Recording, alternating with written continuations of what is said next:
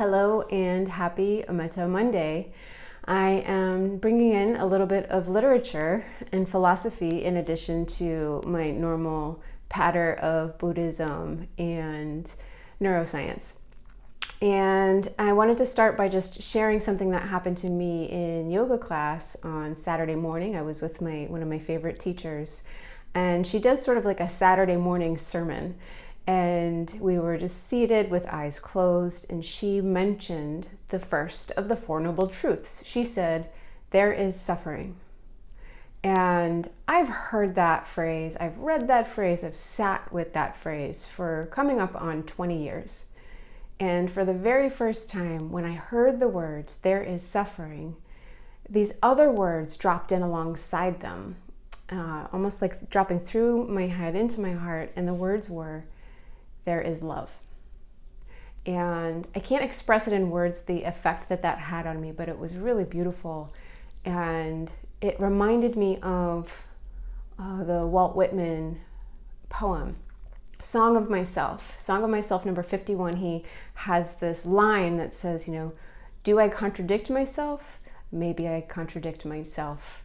I am large. I contain multitudes. And I'm paraphrasing, I might not have it quite right, but that concept of containing multitudes, it takes us out of, there is only suffering or there is only love, and so there's this ability that we have to both be in something and also witness it. So I talk a lot about the importance of both self-study and resourcing. And, those are sort of similar to me to the two wings of enlightenment, of wisdom and compassion. We have that wisdom, that insight to be able to witness what's happening within us, and we're bringing a resource around our suffering. So there's really three things happening: our suffering, our resource, and our witness. And so, we have this ability to hold all of this within us. And I think that it requires getting into the higher brain and the higher mind. So, when we find this, it's good or bad, or black or white, or on or off, or blue or red, good or evil. We are in the limbic system. We're in the mammalian brain, but we're not in the human brain. We're not in the prefrontal cortex. And so, in order for us to, witness ourselves, we need to be in that ventral vagal state. We need to be in that heart open place. That kind of consciousness moves a little bit more slowly. So when you find yourself really reactive, you're probably in that second brain. So again, there's the brainstem, and then there's the limbic system, and then there's the prefrontal cortex. And the further up you go, the more advanced you get, the more recently evolved you get, and the slower that part of us moves. And so if you notice yourself reacting, first of all, the noticing itself is the mindfulness. It is the higher mind being online. So congratulate yourself for noticing it rather than just being in it. But the more that you're in the higher mind, the more that you can make space for all of the truths to be within you simultaneously. I was forced to do this. When I went through a divorce, it was very painful. I've mentioned that recently. And there was, hurt with the way it ended, and I can get into that another time, but there was hurt with the way it ended, and I missed the person, and so I had to sit with both truths within me of missing somebody and grieving them and being mad at them or being hurt by them, and making space for both of those to move through me.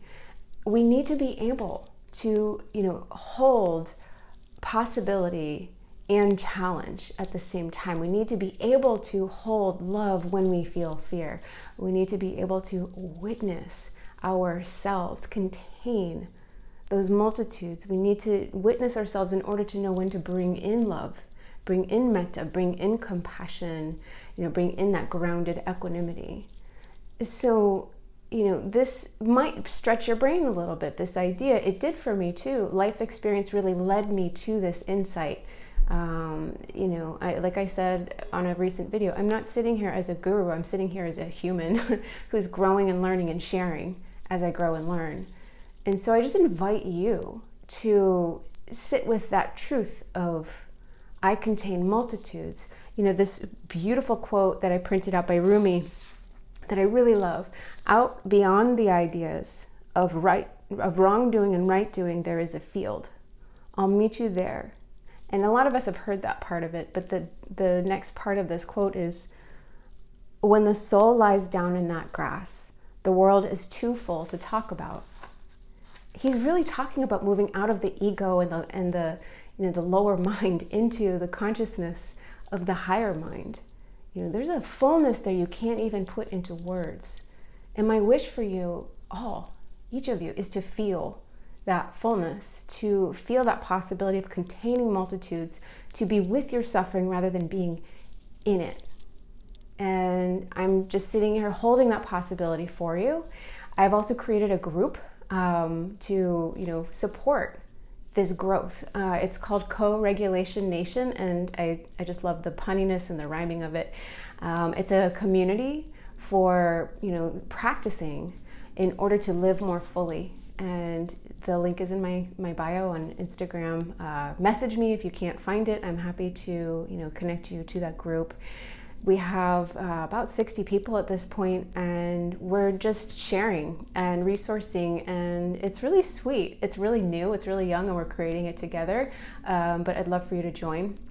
So thanks for watching today. I hope you have a beautiful day, and may it be spacious, and may you connect with that truth within yourself, that there are just as many parts within you as there are stars in the sky. Thank you.